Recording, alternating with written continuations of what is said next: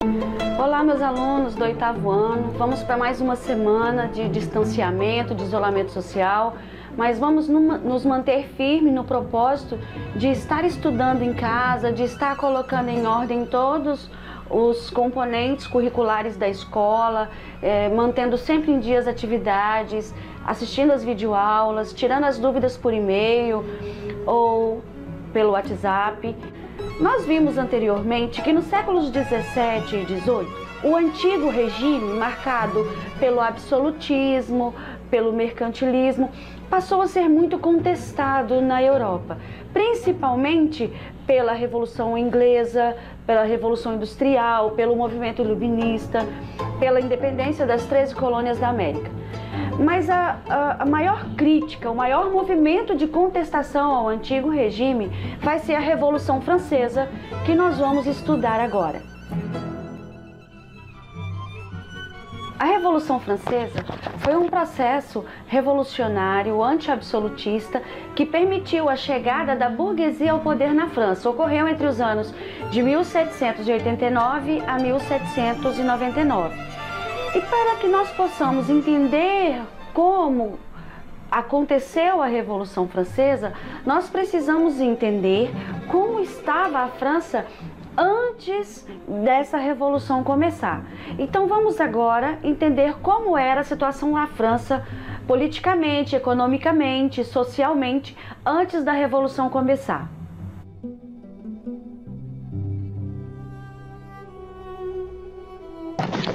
Politicamente, a França vivia sob um governo absolutista. O auge do absolutismo francês foi com o rei Luís XIV, que se autodenominava o Rei Sol. O governo de Luís XIV foi caracterizado por uma extrema ostentação de luxo, riqueza, tudo isso gerando uma despesa muito grande para os cofres públicos. O poder de Luís XIV era tão grande que ele queria manifestar esse poder dele, ele queria expor, ostentar esse poder através de construção de grandes palácios, de grandes festas e também fazendo guerras, muitas das vezes desnecessárias. Todo o custo, todas as despesas geradas pelo governo de Luís XIV acabou ficando de herança como dívidas, para o país, para os governos de Luís XV e Luís XVI.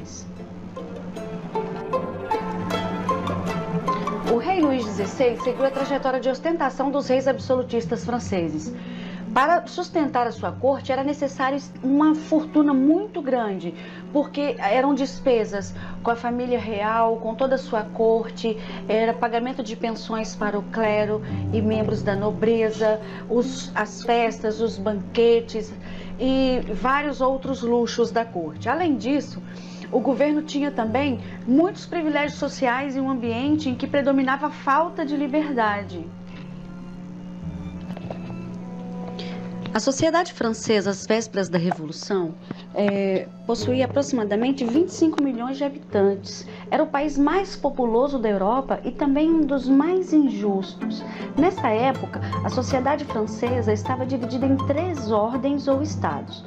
O primeiro estado, que era o clero, que representava a igreja. O segundo estado, que era a nobreza, tá? Esses 2 grupos eram os privilegiados.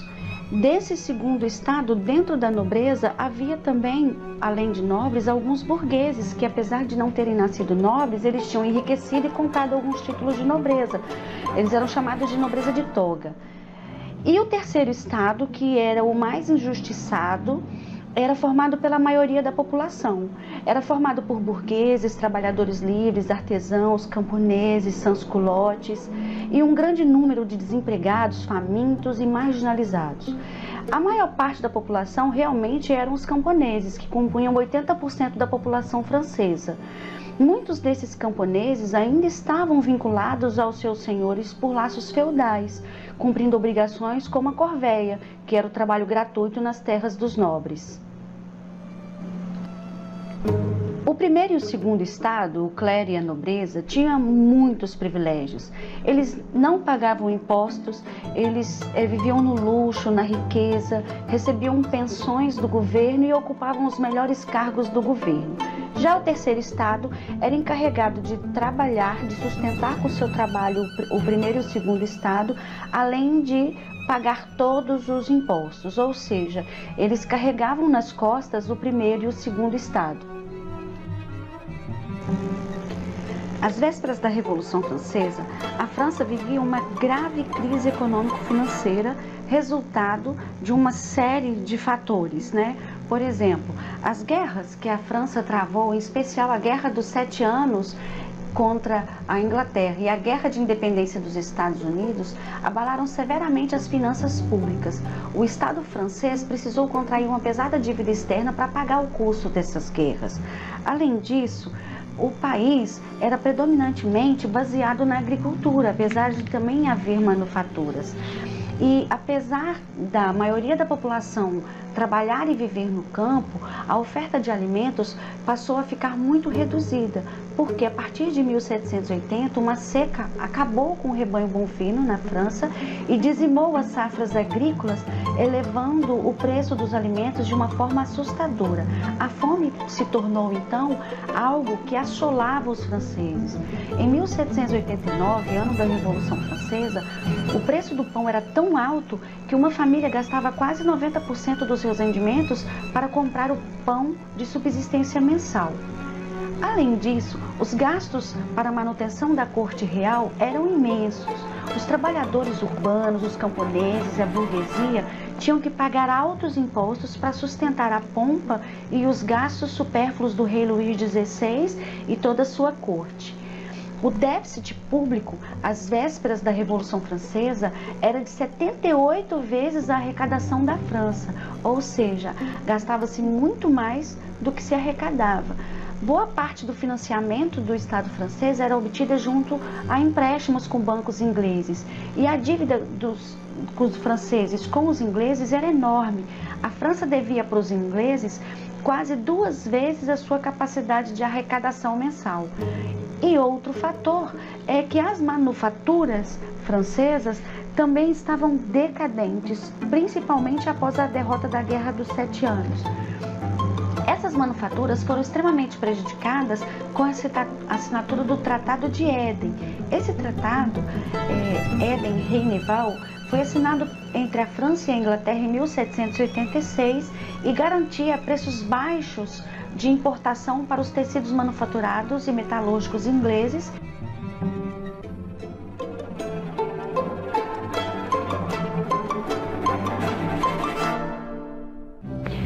Então, nós podemos apontar como causas diretas, fatores que favoreceram a Revolução Francesa acontecer, os abusos do absolutismo, a grave crise econômico-financeira que a França estava passando, a grande desigualdade social, os interesses políticos do terceiro estado que queriam participar mais ativamente da vida política do país, a influência das ideias liberais iluministas, o exemplo da independência dos Estados Unidos da América e a grave crise política que surgiu diante do impasse da crise financeira e econômica que o país vivia.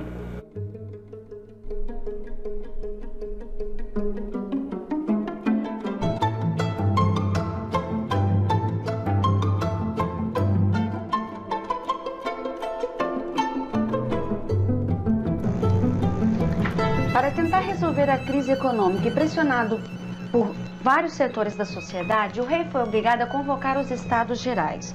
A Assembleia dos Estados Gerais era uma reunião com deputados representantes dos 3 estamentos, dos 3 estados da França: clero, nobreza e povo. Essa convocação fazia muito tempo, mais de 150 anos, que os Estados Gerais não eram convocados. Só que a situação agora era crítica. A população francesa reclamava por modificações na cobrança de impostos, o povo já não aguentava mais aquela situação de miséria e fome. Com a convocação, o ministro das Finanças, Jacques Necker, procurava uma alternativa para conciliar tanto os interesses do clero e nobreza, como também os interesses do terceiro estado. O problema é que dentro da Assembleia dos Estados Gerais, cada estado, cada parcela da população só tinha direito a um voto, ou seja, o clero tinha direito a um voto, a nobreza tinha direito a um voto e o povo tinha direito a um voto.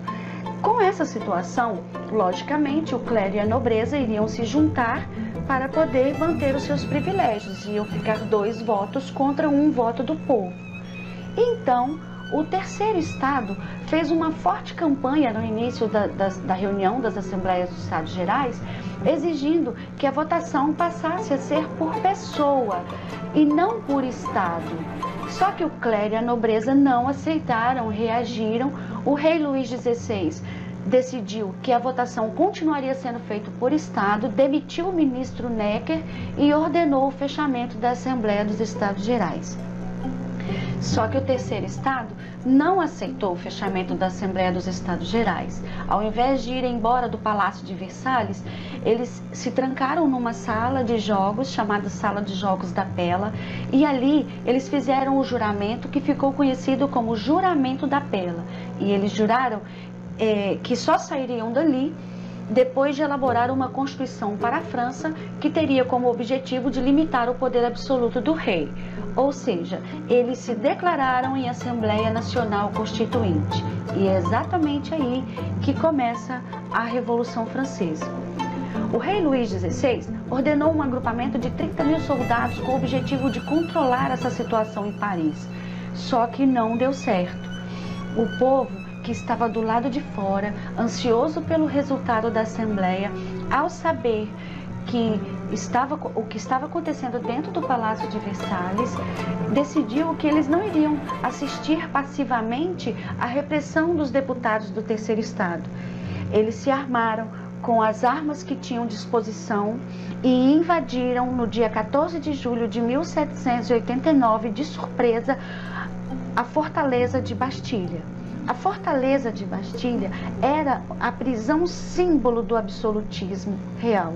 Destruir a Bastilha seria o mesmo que destruir ou ir contra o absolutismo do rei.